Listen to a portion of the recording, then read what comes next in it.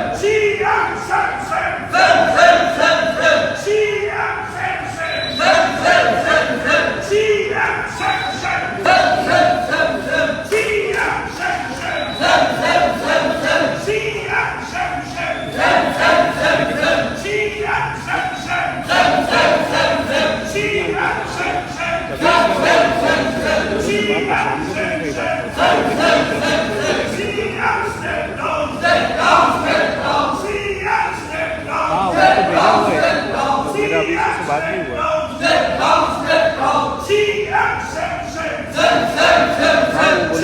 वो चेंज हो सकता है वो फिक्स है अपना गुरु कैसे फिक्स है इसमें बोल रहा हूँ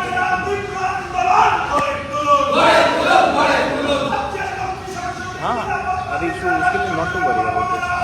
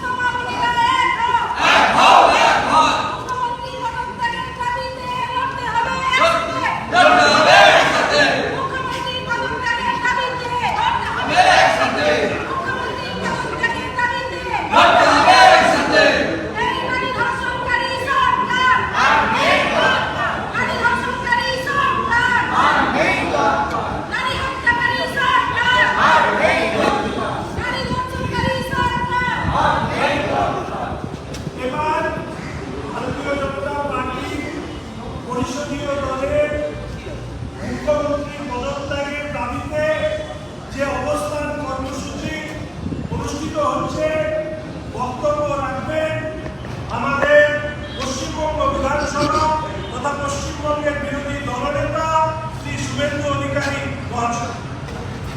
সম্মানীয় সহকর্মীবৃন্দ, আমার অ্যাসেম্বলি বন্ধু কর্মচারীবৃন্দ, আমাদের অ্যাসেম্বলির ভিতরে মিডিয়া এলাও নেই, যেহেতু গণতন্ত্রের কণ্ঠরোধ করেন এখানকার অধ্যক্ষ এবং তার পরিচালক মমতা ব্যানার্জি, যারা লোকসভায় সাংবাদিকদেরকে নির্দিষ্ট জায়গায় বসিয়ে দিলে, যারা কান্নাকাটি করেন, আকুল বিপুল হয়ে যান, তারা পশ্চিমবঙ্গ বিধানসভা চলুক আর নাই চলুক, বিধানসভার অভ্যন্তরে বিশেষের মধ্যে সাংবাদিকদের ঢুকতে দেন না। তাই ফেসবুক লাইভে পশ্চিমবাংলার যে জনগণ আছেন, আমি দেখছিলাম হাজার হাজার জনগণ দেখছেন আমাদের। আমি সেই জাগ্রত জনগণকে সংগ্রামী অভিনন্দন জানাই। ভারতীয় জনতা পার্টির বিধায়করা পশ্চিমবঙ্গ বিধানসভার একমাত্র বিরোধী সদস্য বা সদস্যা। হাউস বন্ধ হয়ে গেছে, হাউস তো চলে না, 2 দিন 5 দিন করে 3 বার চলে। তাই আমাদের ভিতরে প্রতিবাদের সুযোগ নেই। আমরা মাননীয় চিফ হুইপের মাধ্যমে সম্মানীয় অধ্যক্ষকে 14 তারিখে 11টা থেকে 5টা লোয়ার লবি, অর্থাৎ সামনের ভিতরের যে বারান্দা, সেখানে 20 জন, যেহেতু উত্তরবঙ্গের বিধায়করা আসতে পারেননি সকলে, তাই আমরা 20 জন এই দাবিতে এবং আর্জিকরের ঘটনা নিয়ে আমাদের বোনের, আমাদের কন্যা, আমাদের মামনি, আমাদের অভয়া, আমাদের তিলোত্তমা নৃশংস বর্বরচিত ধর্ষণ এবং হত্যাকাণ্ডের প্রতিবাদে সমূহ দায়িত্ব কাঁধে নিয়ে স্বাস্থ্য পুলিশ মন্ত্রী তথা মুখ্যমন্ত্রীর পদত্যাগের দাবিতে ধর্ণা দিতে চেয়েছিলাম। দলদাস অধ্যক্ষ সেই অনুমতি দেননি। তিনি তার মতো করে ডেট করেছেন 16 তারিখে 12টা থেকে 3টা করতে পারে। আপনারা জানেন আগামীকাল স্বাধীনতা দিবস রয়েছে, কালকে হর ঘর তেরেঙ্গা আছে। তাই বিধায়করা নিজের কেন্দ্রে এই কর্মসূচি পালন করবেন, জনগণের সঙ্গে জাতীয় সঙ্গীত এবং বন্দে মাতরম গাইবেন। তাই আমাদের তার দেওয়া ডেটে বসতে হবে, আমরা মানব না। আপনার কিছু করার থাকলে অধ্যক্ষ বিমান বন্দ্যোপাধ্যায় যা খুশি করে নিতে পারেন। আপনি গত 3 বছরে আমাদেরকে 5 বার বাইরে বের করেছেন। অপোজিশন লিডারকে 9 মাস সাসপেন্ড করেছেন 3 দফায়। আমরা আজকে 11টা থেকে 1টা 2 ঘন্টা প্রতীকী ধর্নাতে এখানে বসেছি। বেলা 2টায় ভারতীয় জনতা পার্টি মিছিলের কার্যসূচি রয়েছে। যে বিধায়করা কলকাতায় থাকবেন তারাও যোগদান করবেন। আজকের দিনে কেন আমরা বসেছি? এক তো আর্জি করে এই ঘটনা বাংলা নয় ভারতবর্ষকে নাড়িয়ে দিয়েছে। আজকে প্রাইভেট হসপিটালের ডাক্তাররাও অব্দে নিয়েছেন, স্বাধীনতার পরে কোনোদিন হয়নি। পুরো চিকিৎসক সমাজ, সংবেদনশীল নাগরিক, এমনকি যারা বুদ্ধিজীবীর নাম বদলে ভাতাজীবী হয়েছেন, যাদেরকে ছুটি একটা আখ্যা দিয়েছে লোক, তারাও আজকে বাধ্য হচ্ছেন রাস্তায় নেমে প্রতিবাদ করতে। তারা খেয়েছে জাভেদ খান, তারা খেয়েছে স্বর্ণকমল সাহা, এবারে তারা খাবেন মমতা ব্যানার্জি।